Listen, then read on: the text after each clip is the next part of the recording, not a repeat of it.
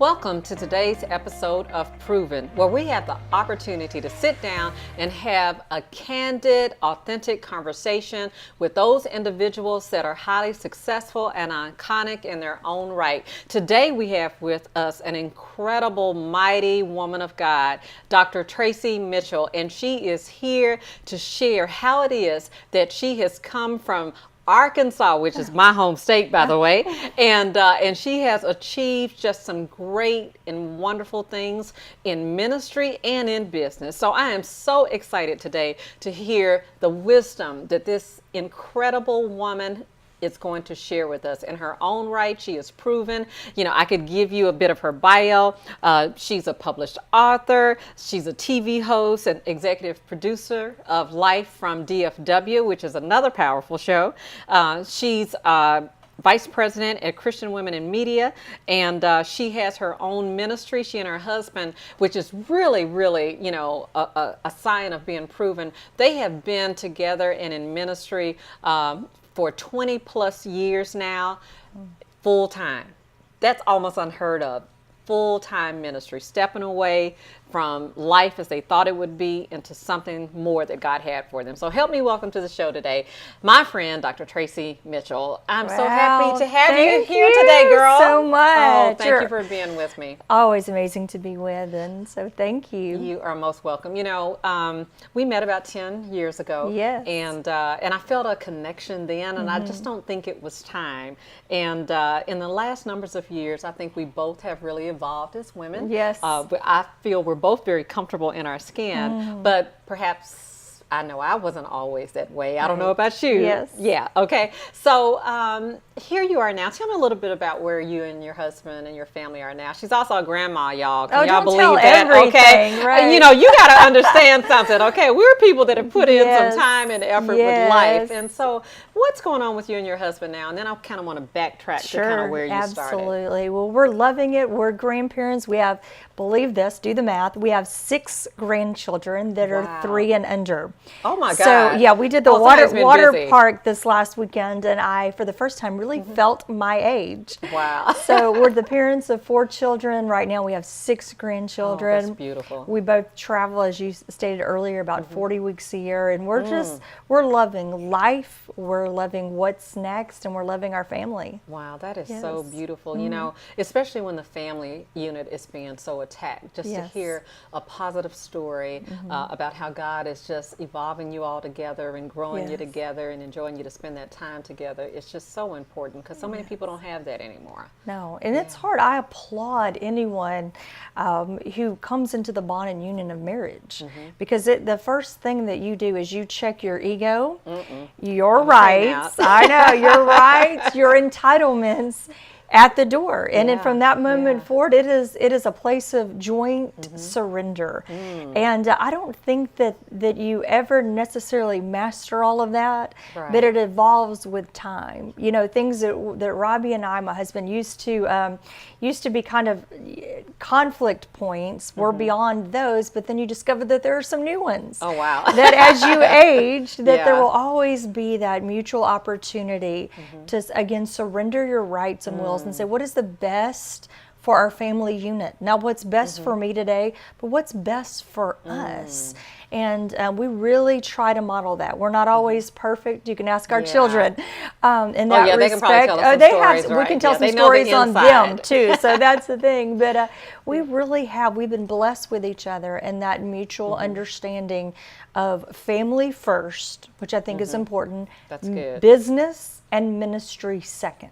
Okay. Yes. Now, interestingly enough, family first. What is the challenge that's presented to you guys? Because interestingly enough, if we go back to when you guys first met, you know, the thing is, I think Robbie, did he not start out first in ministry? Yes, he did. And then you kind of followed, but then both of you all have incredible individual ministries, and you're traveling 40 plus. He travels 48 weeks a year. I do weeks. 40. So we're home the same schedule. Most people ask, how does that work? And I'm I know, like, how does that work? beautifully. Yeah, how does it because work? it's like a honeymoon every week. We get a break. Okay, and then there's a that's secret to that. secret. So yes, and I think we both are each other's cheerleader. I think that matters perhaps more than anything. Most couples run into major issues when they begin to even subtly compete. They compete in their looks, their mental aptitude, Wow. their successes, their gifts, their talents. You may have one that's overly charismatic, one that's an introvert, and there's the subtle. It's really an unspoken but competition. You can't define it, you can't really place your finger on it, but the atmosphere begins to be layered and this underlying competition. And before long, you know, that turns to bitterness, anger, rage, all the negative attributes. So again, it's practice. Nothing that we've achieved in our marriage has been accidental. Let me say that again. Nothing has been accidental.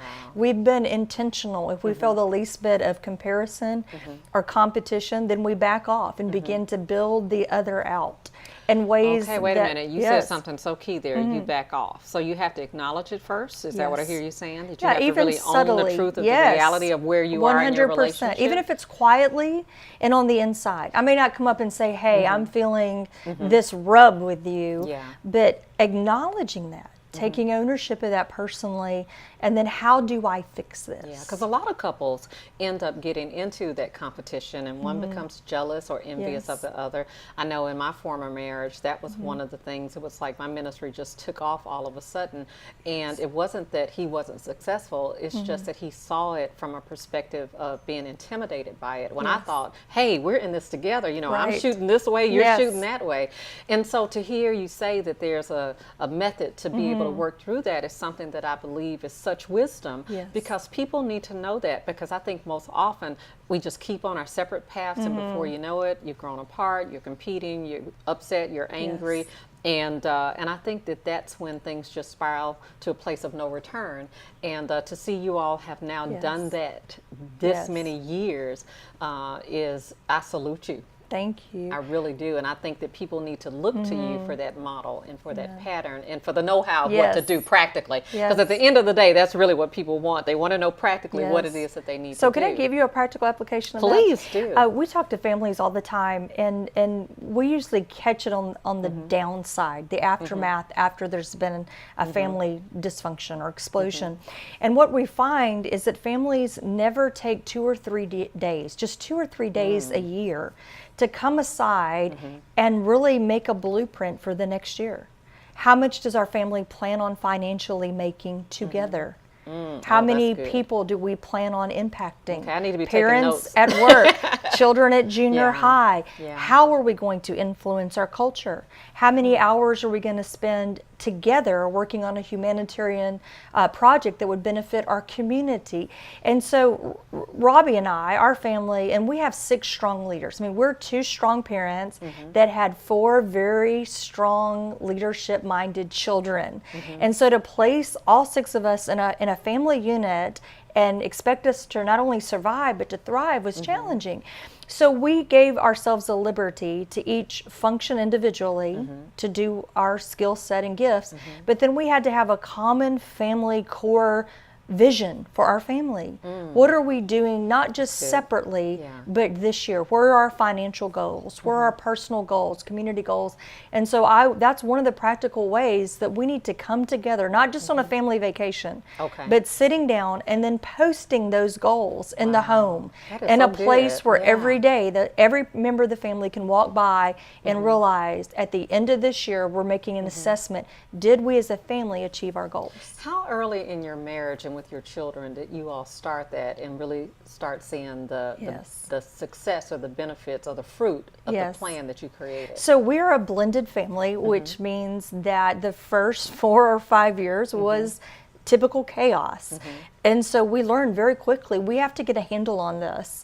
And the moment that we really began to take stock and inventory of where is our family going, we can't just drift and hope things work out. Okay, so are you saying the Yes. family has to have purpose? It has to have- together as a and unit? vision. Okay, and vision. Yes. Now, most people don't think about that. Everybody is thinking about doing their own individual thing. I love that the family really has purpose. I feel that way, but I think people in ministry kind of expect that kind of thing to happen, Yes. and they kind of build around that because we recognize the benefit of building. Yes. But I think your average person doesn't really think about that. Yes. So to do that is just absolutely phenomenal, to really get to the core of saying, you know what, write the vision, make it plain. We got to have a plan so we know where we're going. I mean, that's so good. One of the things that challenged me is I watched he was a billionaire actually, and he was interviewed on a television program, and they asked him, they said, hey, your family, not only are you successful, but every child and grandchildren all the way down to the third generation are enormously successful. He said, your children, you know, there's no addiction in your family. They're just the model family. And they asked him how he achieved it. And the thing that struck me was, this is a man that did not have faith. Wow. Was not a faith-based person. But he said what really makes our family successful is we all have a common vision.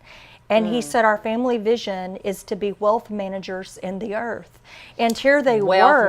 Wealth managers in the earth. Regardless of what path you choose to take, exactly, you're called to manage wealth. So what comes to mind is that we're blessed to be a blessing. Yes.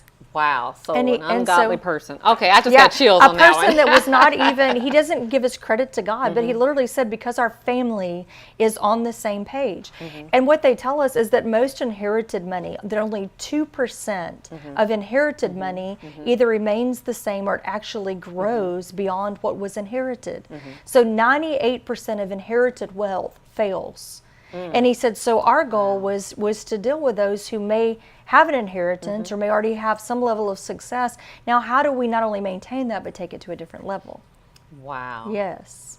So you have to be intentional yes. about what the vision and the plan is for your family. Yes. Not that you won't have issues and obstacles to overcome, just that intentionality of making yes. certain that you're coming together as a unit. You mentioned 2 or 3 days. How do you all go about those 2 or 3 days? What is it that you guys do? Because if it's not vacation, because I know if I pulled my family together, they'd be like, where are we going on vacation? Yes. So do you do it at home? Do you go away? Do you like shut the phones off? You know, do you have the ambiance that's created for everybody to creatively strategize and think? Or actually, what does that look like? Yeah, lots of ways. And then we've surveyed families that we've passed this along to see how they do. And a lot of them will just go to a cabin where where there's no Wi-Fi, there's no cellular service, there's no cable, there's no internet, and they just sit down and they do a devotion in the morning. And they just process. They'll do something, had mid-afternoon activities, but take, an hour or two throughout the day, multiple times in the day, but stay on task. And they have a blueprint before they ever go and a checklist. And if they get through the checklist early, the reward is they do get to spend bonus vacation time together as a family. So there has to be a reward. There has to be an incentive. Okay, so Tracey, I'm not telling you have to write another book, but I really think that might be something that would be an incredible tool in the hands of all people, because with the failing family unit as we know it in America today, I think that something like that could help to steer people to get on the right path. Because I know as a single mom, I get a lot of kickback from time to time from people that say, well, your kids are a certain age and they finished and you need to let them go. Well, I'm still training them up in the way that they should go. There's still skill sets that they haven't quite acquired yet. And so when I send them off and send them out, I want to make certain that they don't come back. I mean, I want them to come back for vacations and for family meetings, you know what I'm saying? But in terms of them having that level of success, you know, and I like that, wealth managers, wealth managers in the earth, and they achieved it because they had a plan. Oh my gosh. Okay. So, we already know, now the success of your family, but what about Tracey as a woman? What is it that you've overcome? You have your incredible conference called Thrive, and I've attended and been there with you, and it's been incredible. What do you really think is a prevailing issue with most women these days in terms of them making a choice just to get up, rise above their current situations, and just be able to thrive? Yeah, so my new book release is Becoming Brave, and the subtitle I love because I really think it speaks to women how to think big, dream wildly, and live fear-free. Say that again one more time. I like that. I'm going to break all three of those apart. I think number one, we have to reconcile that we can think big. Wow. We try to think small because we want to see, we don't want to fail. So if we think small, we dream small, and so we're able to achieve those goals. And I think the problem with women is we have been limited, not only in our opportunity, but in our mindset. So once cultivating thinking big, what does thinking big look like? Because if I can ever think big, I can dream wildly, and then I'm released to live fear-free. Most women have been taught that, oh, if I can ever just live fear-free, then I can think big. No, it's the reversal of that. Wow. Because when Do you that first. think big Think and then big. begin to dream wildly, you're conquering fear. But if you wait till you're conquering fear, then you've wasted a decade, 2, 3. So I challenge women, what is that one thing? How do we expand the mind? How do we dream larger than what's just achievable? I tell them, if you have a plan that's achievable without divine assistance, then it probably won't succeed. You know, I want a plan that God has a large portion of that plan to play into. Yeah. So it goes again, needless to say, that you have to go back and start with God. Yes. Get that download from Him, but believe that all things are possible. Yes. And then don't limit yourself. You know, a lot of women do because maybe they, I think let's talk about this. Okay, I was a young professional woman, and I dreamt big. Yes. And then I got married, and all of a sudden, I realize now, looking back, I limited myself because now I was fitting into this wifely mode, this motherly mode, having children, and I kind of stopped dreaming. Yes. And so, even within those roles, because you are certainly an example of that, how do you move beyond, I'm a wife, I'm a mom? How do you get beyond that and really fulfill the dream that you know God has placed on the inside of you? Yes. I think it's kind of reverse. I don't think we will ever be the wife and mother we should be until we know who we were created to be first. Okay. So even if you're 6 years into a marriage or you have 5 children, whatever it may be, still rediscovering and unearthing that purpose. Because I know when I'm in the center of my purpose, that joy, that confidence, that assurance, there's something about it. All of a sudden the light, they know. My family can tell when I'm in the center of what I was created to do, because then I have supernatural strength.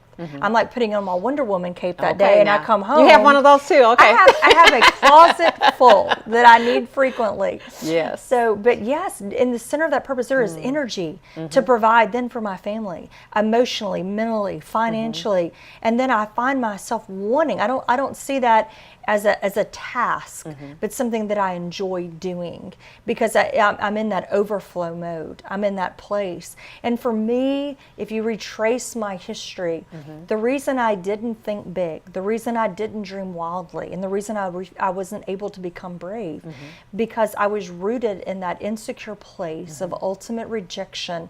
And it took me years to climb out of that place of understanding I am not the person who I was born into this world. I'm not associated with my dysfunction, but mastering that dysfunction and overcoming, breaking that spirit of rejection so that I could become brave. You know, so many women, they operate in fear. And then they do have that spirit of rejection attached to them. And so many times they won't even take the risk to step out and do that. What really caused you to make a decision that, hey, you know what, I'm not going to do this any longer. I'm going to identify who I am, and I'm going to step up to the challenge? For me, I was miserable not doing what I was called to do, or what I was born or created to do. I was miserable not doing it. And then there were days that I was miserable wanting to do it. And so finally at that apex of, okay, you know what, I'm miserable both ways. Wow. So why not go? Go for it. Go for it. Why Just not jump. stand Take the up leap. and rise up and do it? And most things that I did, I never, this sounds counterintuitive, but I never planned on doing, but yet God gave me an innate boldness to do things that were out of my sphere of even natural gifts or skill sets. And so I encourage women that when God opens a door or when life throws you in the opportunity to step through something that maybe you've not even considered, consider, what if I don't go through this? Wow. What if I don't? Okay. And the secret is That's a God different will perspective on raise that. up someone to do this. And it will either be me or by default. And to me, the worst thing in the world was to realize that God had given me an opportunity, but because of fear, doubt, insecurity, spirit of rejection, that someone got what was appointed for me to receive. Oh, wow. And the knowledge of that, knowing that, you know what, he has a task and assignment. And if I step back and don't step into it, how miserable will I be when I see choice number 2 receive what was destined for me? You know? Okay, wait a minute. Choice number 2 can get Yes. what was destined for you. Yes, if you because don't his step into work it. will not go undone in the earth. So it's going to get done one It way or is. the other. That is so Yes. powerful. And And we it- need to think about that for real, Yes. don't we? Yes. Because how many opportunities have we missed? Yes. And if we reference the Bible, Queen Esther said about herself, said, if I don't rise to the occasion, that God will send another who will arise and deliver his people.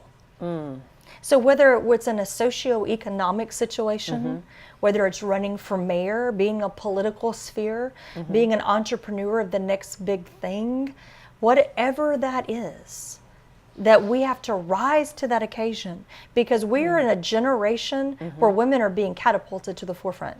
And we can't deny the surgency of how God is drawing in this. There's never been a generation or a cycle like we have when women, I mean, think about it. Our grandparents and some of our mothers were not even allowed to vote. Oh, right. Yeah. And so we're living in a political climate and in a culture where we're seeing doors fly open to women.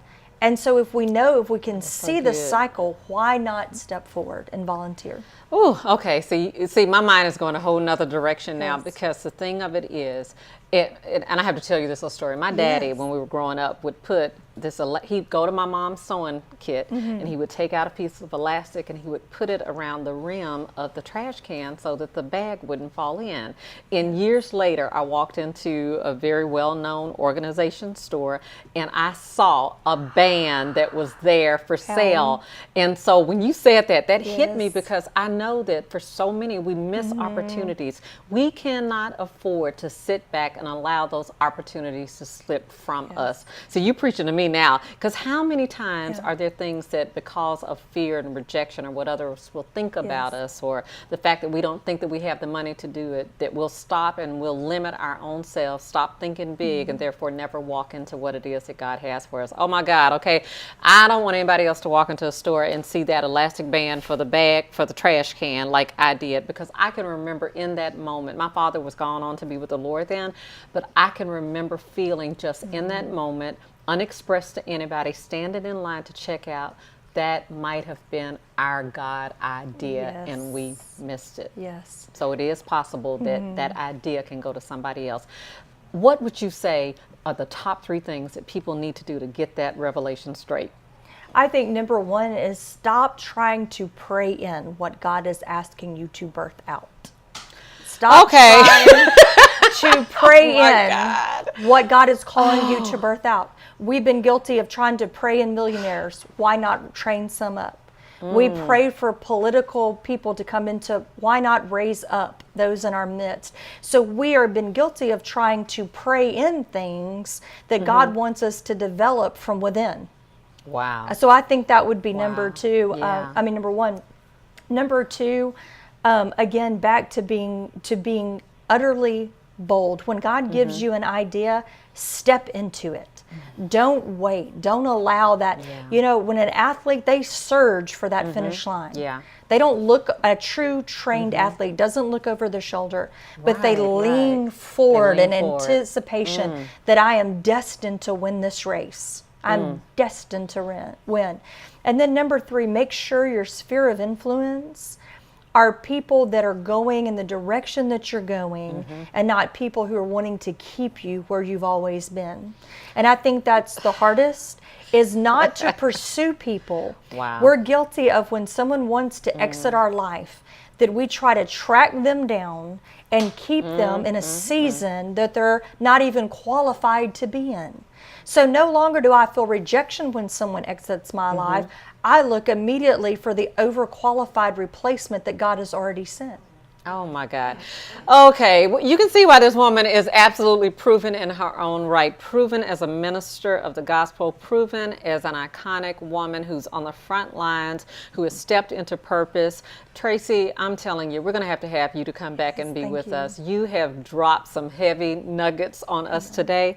But see, that's why we wanted to share these individuals with you and have these candid conversations, because just like Dr. Tracey has proven, she has pushed her way, she has defied the odds, she has thought big, she has birthed forth things. You got to believe that you can do it too. So you can find her information here at the bottom of the screen. And I would say, you know what? She's proven. Follow her so that you can be proven too. So I thank you so much for Thank being here you with for me. Oh my God. having me as your I'm guest. sticking close. I love Amen. you. Love And we have greater ahead. So Amen. I'm so glad to be connected to a proven woman that really understands what God has called her to in the family. That is so powerful. So again, thank you. So we'll see you next time. Remember, you can be proven too.